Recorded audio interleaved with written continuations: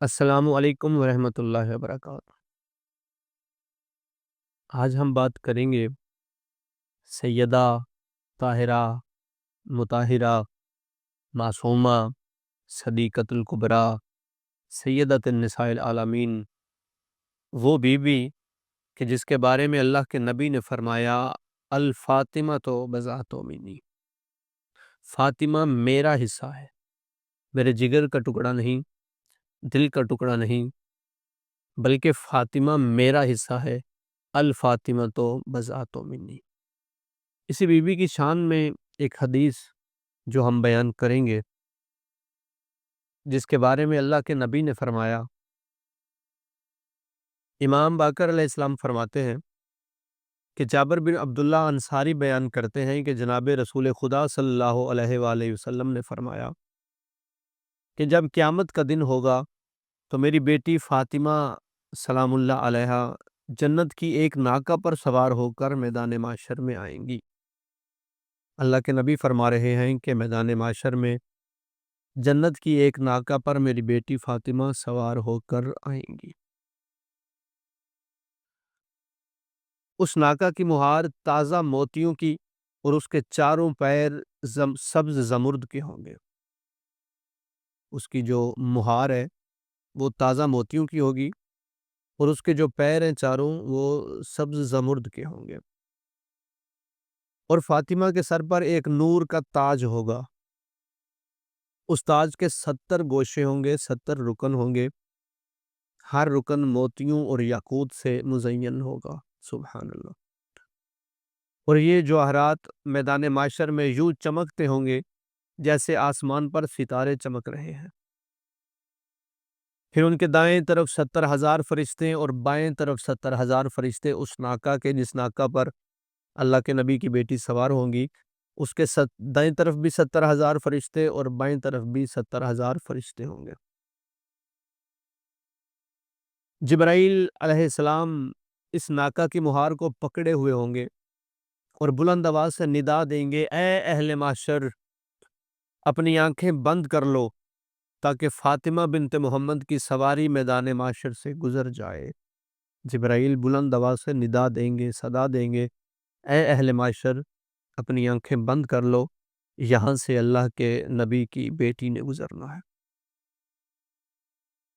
اس دن کوئی رسول، نبی، کوئی صدیق، کوئی شہید ایسا نہ ہوگا جو اس اعلان کو سن کر اپنی آنکھیں بند نہ کرے۔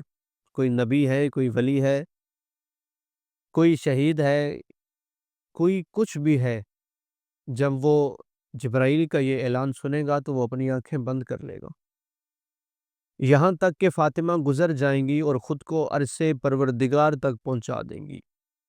جب آنکھیں سب بند کر لیں گے تو فاطمہ گزرتی ہوئی بالکل عرش پروردگار کے قریب پہنچ جائیں گی اور عرش کے قریب پہنچ کر خود کو ناکہ سے گرا دیں گی۔ سیدہ اپنے آپ کو ناکہ سے گرا دیں گی عرش کے قریب اور فرمائیں گی، اے میرے اللہ، اے میرے مالک، تو میرے اور مجھ پر ظلم کرنے والوں کے درمیان فیصلہ کر دے۔ خدایا میرے اور میرے بیٹوں کے قاتلوں کے درمیان فیصلہ کر دے۔ تو اللہ کے نبی فرماتے ہیں کہ اس وقت خدا کی طرف سے جواب آئے گا، اے میری حبیبہ، اے میرے حبیب کی بیٹی، تم جو چاہو مانگو، میں تمہیں عطا کروں گا، اور جس کی چاہے شفاعت کرو۔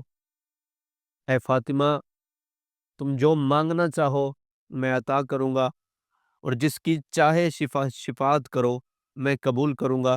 مجھے اپنی عزت و جلال کی قسم ہے کہ آج کوئی ظالم مجھ سے نہیں بچ سکے گا۔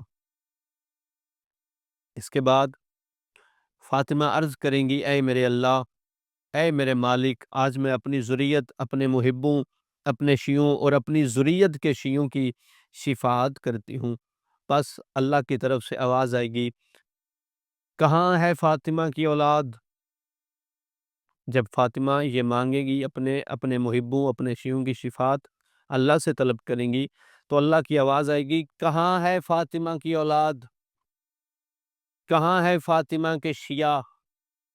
کہاں ہے فاطمہ کے محب؟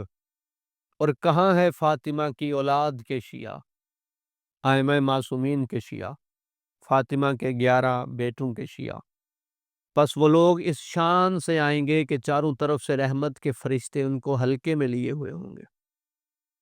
جب فاطمہ اللہ سے شفاعت طلب کریں گی شیعوں کی، تو اللہ کے نبی نے فرمایا تب اللہ کی آواز آئے گی، جب اللہ کی آواز آئے گی تب شیعہ نکلیں گے اور اس انداز سے آئیں گے کہ فرشتے ان کو گھیرے میں لیے ہوئے ہوں گے۔ اس کے بعد کیا ہوگا؟ پس وہ لوگ اس شان سے آئیں گے کہ چاروں طرف سے رحمت کے فرشتے حلقہ کیے ہوئے ہوں گے اور فاطمہ ان کی رہبر ہوں گی، یہاں تک کہ فاطمہ ان کو جنت میں داخل کریں گی۔ سبحان اللہ۔ علی اور علی کی اولاد کے شیعہ، فاطمہ کے شیعہ، اہل بیت کے محب اور اہل بیت کے شیعہ، فاطمہ ان کی شفاعت کریں گی اور خود انہیں جنت میں داخل کریں گی۔ خداوند عالم ہمیں آل محمد کا صحیح شیعہ بننے کی توفیق عطا فرمائے، ہمیں اہل بیت کی سیرت پہ چلنے کی توفیق عطا فرمائے۔ والسلام تحفہ یا علی علیہ السلام مدد۔